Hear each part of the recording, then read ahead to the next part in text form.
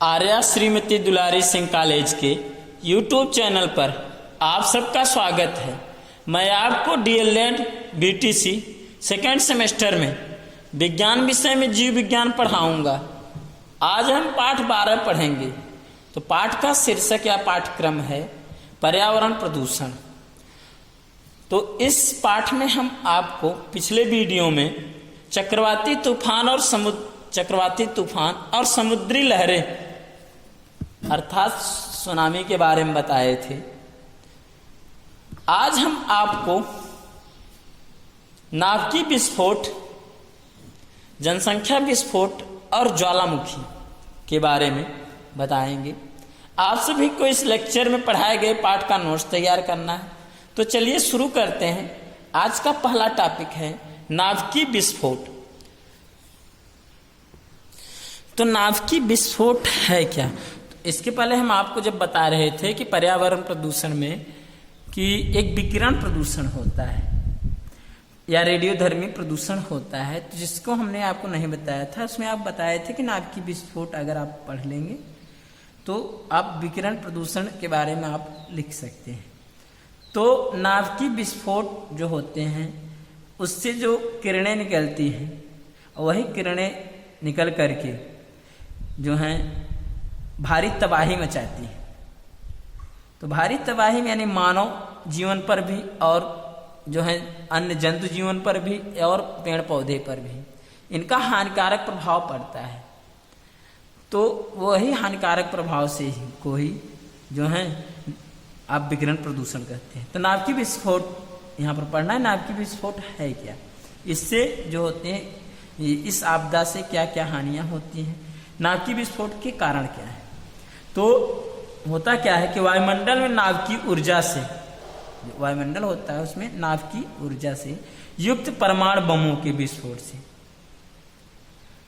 उत्पन्न आपदा नाभिकीय विस्फोट आपदा कहलाती है। तो जो नाभिकीय ऊर्जा से युक्त परमाणु बम होते हैं, यानी रेडियोधर्मी युक्त जो परमाणु बम होते हैं, तो उसके विस्फोट से क्या होता है कि जो आपदा होती है, उत्पन्न आपदा, उसी को कहते हैं नाभिकीय विस्फोट आपदा कहते हैं। तो इस प्रकार के विस्फोट से अल्फा, बीटा तथा गामा किरणें निकलती हैं। तो इन विकिरणों से भारी तबाही होती है। ये विकिरण नाभिकीय अणुओं के विखंडन से पैदा होते हैं। तो जो नाभिकीय अणु होते हैं उन्हीं के विखंडन से पैदा होते हैं, जिससे अब आपको जो है यूरेनियम, थोरियम अयस्क के खनन, थोरियम अयस्क के खनन, सांद्रण तथा संवर्धन से नाभिकीय ईंधन प्रक्रिया तक समस्त प्रक्रम चक्र में अत्यधिक घातक रेडियो सक्रिय पदार्थ बड़ी मात्रा में निर्मित होते हैं। तो जब यूरेनियम या थोरियम अयस्क का खनन होता है या सांद्रण होता है, उनको एकत्रित किया जाता है, या संवर्धन होता है, उनको तैयार किया जाता है, उस समय होता क्या है कि यानी इससे क्या हो रहा है, नाभिकीय ईंधन बनाया जा रहा है। तो तक जो भी प्रक्रम चक्र होता है, उस प्रक्रम चक्र में अत्यधिक घातक रेडियो सक्रिय पदार्थ निकलते हैं, रेडियोधर्मी पदार्थ जो होते हैं बड़ी मात्रा में बनते हैं। तो इन्हीं पदार्थों के विस्फोट द्वारा उत्पन्न जो दुर्घटनाएं होती हैं उसको नाभिकीय विस्फोट आपदा कहते हैं। यानी उससे जो भी दुर्घटना उत्पन्न होती है उसी को नाभिकीय विस्फोट आपदा कहते हैं। आपको जो विकिरण प्रदूषण बताए थे वही नाभिकीय विस्फोट से ही जो प्रदूषण उत्पन्न होती है। तो चूंकि यहाँ पर अल्फा, बीटा, गामा किरणें निकलती हैं, विकिरण होती हैं, तो इसी से ही जो प्रदूषण उत्पन्न हो रहा है, चूंकि इससे क्या होता है कि जीव जंतुओं के शरीर पर इसका हानिकारक प्रभाव पड़ता है, उसी को यह विकिरण प्रदूषण भी कह सकते हैं। और चूंकि नाभिकीय विस्फोट द्वारा उत्पन्न हो रहा है तो इसको नाभिकीय विस्फोट आपदा भी कहते हैं। अब इस नाभिकीय विस्फोट के कारण क्या है? तो नाभिकीय विस्फोट के कारण जो होते हैं दो मुख्य कारण हैं। एक तो मानवीय मूल तकनीक की अकुशलता है, मानवीय यानी जो मनुष्य द्वारा मूल तकनीकी अकुशलता या कुप्रबंधन, जो है प्रबंधन जो सही नहीं हो रहा है, एवं अव्यवस्था, तो जिसके फलस्वरूप परमाणु ईंधन संयंत्रों में विस्फोट के कारण तबाही की स्थिति उत्पन्न हो जाती है। यानी मानवीय जो मूल तकनीकी है उसमें अगर अकुशलता है या कुप्रबंधन है या एवं अव्यवस्था होती है, तो इससे क्या होता है, परमाणु जो ईंधन संयंत्र होता है क्योंकि परमाणु ईंधन से क्या होता है कि आजकल बिजलियां तैयार की जा रही हैं, तो उसमें क्या होता है, जिससे मान लीजिए विस्फोट हो गया तो उसके कारण भी क्या होती है, तबाही की स्थिति उत्पन्न हो जाती है। और भी होता है कि मानव की दुष्प्रवृत्तियां जो युद्ध, आतंकवाद या राजनीतिक स्वार्थों के वशीभूत होती रहती है। तो नाभिकीय विस्फोट जो होता है, इसमें युद्ध के समय भी क्या हो सकते हैं कि नाभिकीय विस्फोट के द्वारा जो होते हैं जनधन की हानि किया जा सकता है। तो आतंकवादी लोग भी क्या कर सकते हैं, अगर उनके हाथ लग गया तो इससे क्या, अगर वो नाभिकीय परमाणु बम या अणु बम के द्वारा नाभिकीय विस्फोट करा देते हैं तो भी जो होते हैं इससे अपार जो होते हैं जनधन की हानि होती है। तो यानी जो मानवीय मूल तकनीक अकुशलता या कुप्रबंधन भी होता है, और मानवीय दुष्प्रवृत्तियां होती हैं, यानी मानव की जो बुरा प्रवृत्तियां होती हैं उससे भी नाभिकीय विस्फोट हो सकता है। तो नाभिकीय विस्फोट के दो मुख्य कारण हुए। अब बात करते हैं आपको क्या भाई, तो अब बात करते हैं नाभिकीय विस्फोट से उत्पन्न खतरे। इससे क्या क्या खतरे उत्पन्न हो सकती है नाभिकीय विस्फोट से। जो परमाणु बम या अणु बम का विस्फोट होता है, इससे क्या खतरे होती है। तो किसी भी देश की सेना के शस्त्रों में परमाणु बम सबसे खतरनाक और घातक होते हैं। जो परमाणु बम होती है, तो परमाणु बम या जो अणु बम होती है, तो परमाणु बम इसमें क्या होता है, सबसे घातक और खतरनाक होते हैं। तो इन्हीं का ही नाभिकीय विस्फोट कराया जाता है। तो ये बम इतने विध्वंसकारी होते हैं कि इससे कई नगर नष्ट हो सकते, यानी काफी विनाशकारी हो रहे हैं। तो इन विस्फोटों से उत्पन्न होने वाले खतरे निम्न हैं। अब कौन कौन से खतरे हैं। तो इन विस्फोटों से मनुष्य में कैंसर, दमा आदि भयानक रोग उत्पन्न हो जाते हैं। तो नाभिकीय विस्फोट से क्या होते हैं, कैंसर भी उत्पन्न हो सकता है, दमा भी हो सकते हैं, यह सब भयानक रोग उत्पन्न हो जाते हैं। इससे मानव पीढ़ियां दीर्घकाल तक प्रभावित रहती हैं, यानी लंबे काल तक, यानी कई पीढ़ियों तक जो होती हैं मानव पीढ़ियां इससे जो होती हैं प्रभावित रहती हैं। तो इससे त्वचा व आंखों के भी विभिन्न रोग उत्पन्न हो जाते हैं। तो नाभिकीय विस्फोट से आंख की भी और त्वचा के भी अनेक रोग उत्पन्न हो जाते हैं। तो इनके विकिरण से जल, वायु, भूमि के प्रदूषण आदि प्राकृतिक संसाधनों के ह्रास से समस्त जैव जगत दीर्घ काल तक तबाह हो जाता है। तो नाभिकीय जो विस्फोट होता है, तो इससे जो विकिरण उत्पन्न होती है, तो उस विकिरण से जल प्रदूषण भी हो जाता है, वायु प्रदूषण और मृदा प्रदूषण। तो इससे क्या होता है, जो प्राकृतिक संसाधन की भी हानि होती है, और जैव जगत जो होते हैं लंबे समय तक जो होते हैं दीर्घ काल तक तबाह हो जाता है, और मनुष्यों में भयानक रोगों के खतरे में भी वृद्धि होती है।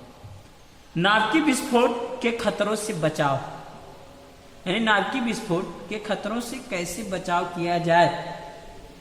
तो नाभिकीय विस्फोट से बचने की सबसे प्रभावशाली युक्ति, जो सबसे प्रभावशाली उपाय है, अंतर्राष्ट्रीय स्तर पर परमाणु बमों के निर्माण तथा इनके प्रयोग पर पूर्ण प्रतिबंध लगा देनी चाहिए। होना क्या चाहिए कि अगर सबसे पहली बात यह है कि नाभिकीय यानी दूसरी ऊर्जा से के द्वारा अपना जो है ऊर्जा प्राप्त करें ना, जैसे विद्युत वगैरह या भी और भी, लेकिन देश जो होते हैं सबसे अपने को शक्तिशाली सिद्ध करने के लिए क्या किया कि नाभिकीय यानी परमाणु बम वगैरह तैयार कर लिया। तो जिसमें जो होते हैं नाभिकीय विस्फोट यानी उसका भी इस्तेमाल करता है युद्ध में। तो यानी अंतर्राष्ट्रीय स्तर पर क्या होना चाहिए, परमाणु बमों के निर्माण पर और इसके प्रयोग पर पूर्ण प्रतिबंध हो जानी चाहिए। और परमाणु ऊर्जा जो केंद्र में पूर्ण सावधानी होनी चाहिए। जो परमाणु ऊर्जा केंद्र होती है जिससे बिजली वगैरह तैयार की जा रही है, वहां पूर्ण सावधानी होनी चाहिए। तो इस संदर्भ में क्या होना चाहिए, संयुक्त राष्ट्र संघ जो अमेरिका है महत्वपूर्ण भूमिका निभा सकता है। जो संयुक्त राष्ट्र संघ है तो इसमें क्या होती है कि महत्वपूर्ण भूमिका निभा सकती है और परमाणु हथियारों के निर्माण और इनके प्रयोग पर पूर्ण प्रतिबंध लगाया जाए, यानी पूरी तरीके से परमाणु हथियार का निर्माण न हो, ऐसा उपाय किया जाना चाहिए।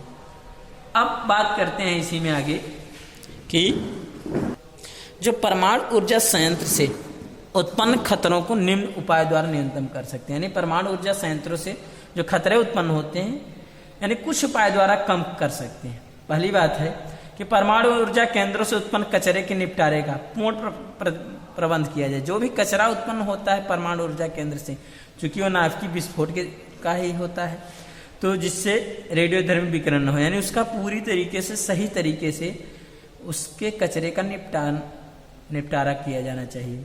दूसरी बात, रिएक्टर होते हैं कि रख रखाव में पूर्ण सतर्कता बरतनी चाहिए। तो और समय समय पर परमाणु संयंत्रों की टंकियों पाइपलाइनों का भी निरीक्षण करते रहना चाहिए। इससे क्या होगा कि पाइपलाइनों से जो किरणें बाहर नहीं निकल पाए, तो उनकी समय समय पर क्या करना चाहिए, निरीक्षण करते रहना चाहिए। रिएक्टर में जहाँ पर कि इसको रखा जाता है, यानी परमाणु वगैरह बम वगैरह को, तो उनमें पूर्ण जो होते हैं सतर्कता बरतनी चाहिए। और परमाणु संयंत्रों की टंकी या पाइपलाइनों का भी निरीक्षण करते रहना चाहिए, जिससे गैसों का भी रिसाव न हो सके। कर्मचारियों की सुरक्षा के लिए सुरक्षित विधियां अपनाई। जो कर्मचारी वहां कार्यरत हैं उनके सुरक्षा के लिए जो भी सुरक्षित विधियां हों उसको अपनाई जानी चाहिए। और किसी भी आणविक दुर्घटना की स्थिति में तुरंत रोकथाम एवं विकिरण साफ करने की व्यवस्था है। अगर मान लीजिए आणविक दुर्घटना घट सकती है तो इसकी रोकथाम और जो भी विकिरण निकलने वाली है उसके साफ करने की पूरी तरीके से व्यवस्था होनी चाहिए। अंतर्राष्ट्रीय कानून बनाकर भूमिगत, वायुमंडल और जलमंडल में परमाणु बमों के परीक्षण पर प्रतिबंध लगाया जाना चाहिए। यानी एक कानून बनाया जाए, उसमें क्या होना चाहिए कि जो भूमिगत या वायुमंडल या जलमंडल यानी मृदा में, वायु में और जल में परमाणु बमों के परीक्षण पर भी प्रतिबंध लगाया जाना चाहिए। और नाभिकीय शस्त्र भंडारों को समाप्त किया जाए। जो भी नाभिकीय शस्त्र भंडार हैं, परमाणु बम वगैरह, उनको पूरी तरीके से समाप्त किया जाए, जिससे अणुयुद्ध से बचा जा सके। तो इस प्रकार से नाभिकीय विस्फोट के खतरों से बचाव किया जा सकता है। अब बात करते हैं जनसंख्या विस्फोट। तो जनसंख्या विस्फोट भी होता क्या है? जनसंख्या विस्फोट में अगर मान लीजिए कोई देश है तो उस देश में खाद्यान्न की उसकी जनसंख्या जो होती है, जनसंख्या और खाद्यान्न, यानी खाद्यान्न के अनुपात में जो भोजन का भंडार है, जनसंख्या की अत्यधिक वृद्धि होना जनसंख्या विस्फोट कहलाती है। यानी खाद्यान्न के अनुपात, खाद्यान्न और जनसंख्या दोनों का अनुपात किया जाए जिसमें कि जनसंख्या अत्यधिक हो और भोजन की यानी खाद्य पदार्थ की काफी कमी हो जाए, तो वह कंडीशन जनसंख्या विस्फोट कहलाती है। तो जब किसी देश में जनसंख्या वृद्धि अनियंत्रित हो जाए, यानी इस प्रकार से जनसंख्या हो जाए, संख्या बढ़ जाए कि इस वृद्धि के कारण मानव समाज का सामाजिक आर्थिक विकास प्रभावित होने लगे, तो यह स्थिति जनसंख्या विस्फोट कहलाती है।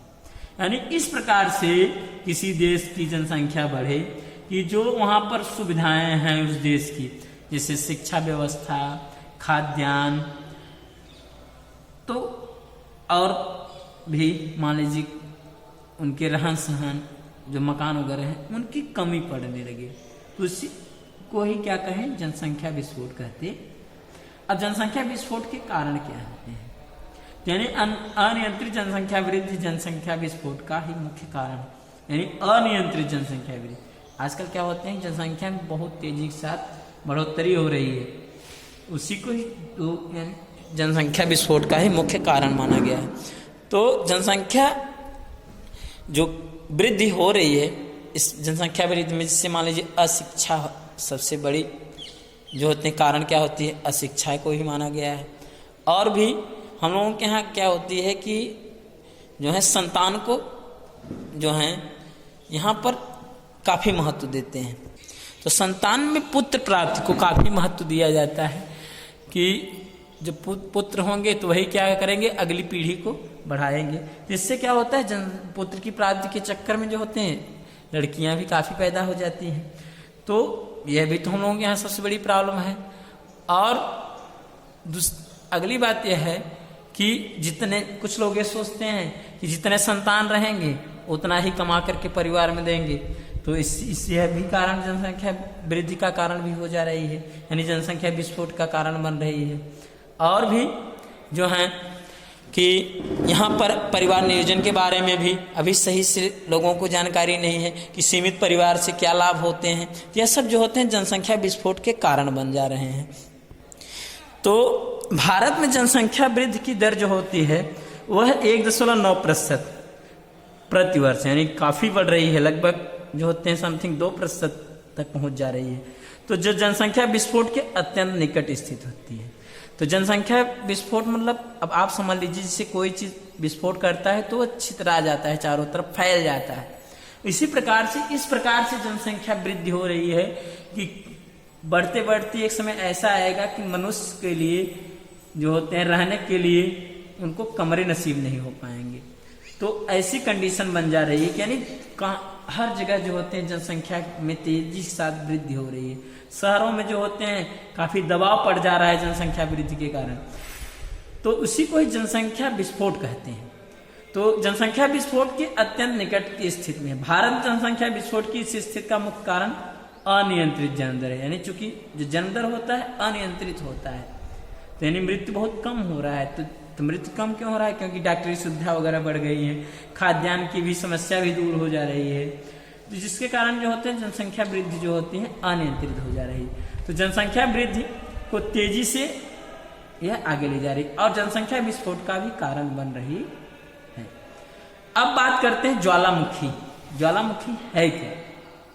तो ज्वालामुखी के बारे में आपको कई परिभाषाएं इसमें दिए गए हैं। तो भूगोल विशेषज्ञों ने, जो भूगोल विशेषज्ञ हैं यानी भौगोलिक को जो हैं, उन्होंने बताया कि ज्वालामुखी की विभिन्न भूगोल जो विशेषज्ञ हैं, विशेषज्ञों ने ज्वालामुखी की विभिन्न परिभाषाएं दी हैं। तो एक भूगोल वेत्ता यानी भूगोल की जो जानकार हैं उनके अनुसार ज्वालामुखी लगभग शंक्वाकार पर्वत है। जो ज्वालामुखी होता है एक शंख के आकार का पर्वत होता है जो भूगर्भ से नली के द्वारा, यानी जो भूगर्भ होता है यानी पृथ्वी का जो गर्भ भाग होता है उसी से नली के द्वारा उष्ण वाष्प गैसों, लावा तथा अन्य चट्टानी पदार्थों का प्रवाह धरातल पर लाता है। यानी इसमें बताया गया है कि ज्वालामुखी एक शंक्वाकार पर्वत के रूप में होता है, यानी शंख के आकार के पर्वत के रूप में होता है। जैसे मान लीजिए ऐसे है, शंख के आकार का पर्वत होता है। अब इसी में क्या होती है? नली ऐसी होती है। तो अब इसी नली के द्वारा, चूंकि ज्वालामुखी लगभग शंक्वाकार पर्वत जो भूगर्भ से नली के द्वारा उष्णवाष्प यानी गर्मवाष्प, गैस और लावा जो है वो क्या करता है तथा अन्य चट्टानी पदार्थ का प्रवाह धरातल पर लाता है। यानी गर्म जो होते हैं लावा वगैरह, यह क्या करता है? इस नली के द्वारा जो है कि धरातल पर लाता है। उसी क्या कहते हैं? ज्वालामुखी कहते हैं। कैडनर के अनुसार ज्वालामुखी एक सपाट शंकुर है, एक चिपटा जो होते हैं शंकुर है, यानी शंख के समान होता है, जो एक नली के द्वारा पृथ्वी की गहराई से संबंधित होता है। बात तो वही हो रही है। तो यह भूगर्भ से गैसें, ठोस तथा जलते हुए पदार्थों को बाहर लाता है। यानी गैस भी लाता है, कुछ ठोस भी लाता है और जलता हुआ पदार्थ को बाहर लाने में, निकालने में विकास का कार्य संपन्न करता है, यानी इसको भी बाहर निकालने में का कार्य करता है। तो यानी इसी को क्या कहते हैं? ज्वालामुखी कहते हैं। अब एक विद्वान अन्य विद्वान के अनुसार भूपटल को फाड़कर, यानी जो पृथ्वी का जो स्तर होता है उसको फाड़कर धुआं, राख, वाष्प एवं गैसों के बाहर निकलने की क्रिया को ही क्या कहते हैं? ज्वालामुखी कहते। अब ज्वालामुखी के कारण क्या है? क्योंकि अब ज्वालामुखी में क्या हुआ कि धुआं निकल रही है, राख निकल रहा है, वाष्प निकल रहा है, गैस निकल रहा है, यानी कहने में पृथ्वी के जो भूगर्भ भाग से बाहर की ओर जो लावा निकल रहा है, धुआं और गर्म वाष्प, यह सब निकलना ही क्या कहलाती है? ज्वालामुखी कहलाती है। यानी ज्वाला में आग के समान जो होते हैं लावा वगैरह निकलते हैं, इसलिए इसी को कहते हैं ज्वालामुखी। तो पृथ्वी के भाग से निकल रहा है नली के रूप में, यानी नली मतलब यहाँ मुख के रूप में हो गया है, इसलिए इसको ज्वालामुखी, यानी नली के द्वारा ज्वाला निकलना, जिसमें उस ज्वाला में क्या क्या है कि धुआं, राख, वाष्प ये सब उपस्थित होते हैं और भी गर्म लावा उपस्थित होते हैं, उष्ण वाष्प उसमें रहते हैं। तो इसीलिए इसको ज्वालामुखी कहते हैं। ज्वालामुखी के कारण कौन से होते हैं? तो ज्वालामुखी क्रिया के निम्नलिखित कारण: भूतापी यानी पृथ्वी की जो ताप एवं रासायनिक प्रतिक्रियाओं एवं विघटनात्मकता के कारण जो पृथ्वी की गर्मी है, और वहां पर क्या होता है कुछ रासायनिक प्रतिक्रियाएं भी होती हैं और कुछ क्या होता है विघटन भी होता है। इनके कारण पृथ्वी के गर्भ में उष्मा की उत्पत्ति होती है, यानी पृथ्वी के नीचे जो होती है पृथ्वी की गर्मी, कुछ रासायनिक प्रक्रिया, कुछ विघटन की क्रिया, उसके कारण पृथ्वी की गर्मी क्या होती है, उष्मा उत्पन्न होती है, जिससे भूगर्भ के पदार्थों का आयतन बढ़ जाता है। यानी पृथ्वी के जो गर्भ का भाग होता है उसका आयतन क्या होता है, बढ़ जाता है। और ये बाहर निकलने का सतत प्रयत्नशील करते हैं। जब बाहर निकलने का प्रयत्नशील करते हैं तो बाहर जब निकलेंगे तो उन्हीं को ज्वालामुखी कहेंगे। फिर भूगर्भ की जो गैसें हैं, आगे एक बात है कि भूगर्भ की जो गैसें होती हैं वह तीव्र ताप के कारण तरल हो जाती हैं, और तरल होने के साथ ही उनका आयतन बढ़ जाता है। जो पृथ्वी के नीचे की जो गैसें होती हैं, चूंकि उसमें जब गर्म होता है, ताप बढ़ता है, तो उसके कारण वो तरल हो जाती हैं। तो तरल होने के साथ ही उनका आयतन बढ़ जाता है और वे बाहर निकलने का प्रयास करती हैं, जिसके परिणाम स्वरूप ज्वालामुखी उत्पन्न हो जाती। यानी बाहर निकलने का प्रयास करेंगे या बाहर निकलेंगी तो क्या होती है, ज्वालामुखी उत्पन्न हो जाती है। पृथ्वी के आंतरिक भाग में मौजूद गैसें तरल लावा पृथ्वी की हलचल और मैग्मा पर गैसों और वाष्प का दबाव पड़ने से फैलती है। जो मैग्मा भाग होता है उस पर गैस और वाष्प का दबाव पड़ने से फैल जाती है और लावा को ऊपर की ओर फेंकती है। तो उद्गार के साथ जलवाष्प और राख के साथ निकलती हैं। तो जब ऊपर फेंकेंगी तो वही ऊपर की ओर क्या होती है कि जो लावा होती, तरल लावा होती है, वही जलवाष्प के रूप में और राख के साथ जो होते हैं बाहर निकलती है। भूमिगत जल से वाष्प बनती है। जो पृथ्वी के नीचे की जल होती है उससे वाष्प बनती है, जिससे गैसें भी फैलती हैं। तो गैसों के कारण ज्वालामुखी का उद्भेदन भी होता है। तो गैस के कारण भी क्या होता है, ज्वालामुखी की उत्पत्ति होती है। अब ज्वालामुखी के प्रकार की बात करते हैं। ज्वालामुखी कितने प्रकार के होते हैं? तो ज्वालामुखी निम्नलिखित प्रकार के होते हैं। पहले है सक्रिय ज्वालामुखी। तो सक्रिय ज्वालामुखी है क्या? तो इस प्रकार के ज्वालामुखी में प्राय विस्फोट तथा उद्भेदन होता ही रहता है। यानी इसमें जो होते हैं विस्फोट भी होते हैं और उद्भेदन भी होता है, यानी टूटने की क्रिया भी होती रहती है और बाहर निकलते भी रहते हैं। तो इनका मुख हमेशा खुला ही रहता है और समय समय पर लावा, धुआं और अन्य पदार्थ बाहर निकलते रहते हैं और शंख का निर्माण होता रहता है, यानी ज्वालामुखी बनते रहते हैं। जो प्रसुप्त ज्वालामुखी होती है, एक तो सक्रिय हुई कि हमेशा हो रहा है। प्रसुप्त ज्वालामुखी में इस प्रकार ज्वालामुखी में दीर्घकाल से विस्फोट नहीं हुआ होता है, इसमें कभी भी क्या होता है, सो रहा है, यानी सुप्तावस्था में। तो इस प्रकार के ज्वालामुखी में दीर्घकाल से विस्फोट नहीं हुआ, किंतु इसकी संभावनाएं बनी रहती है, यानी ज्वालामुखी वहां फटने की संभावना बनी रहती है।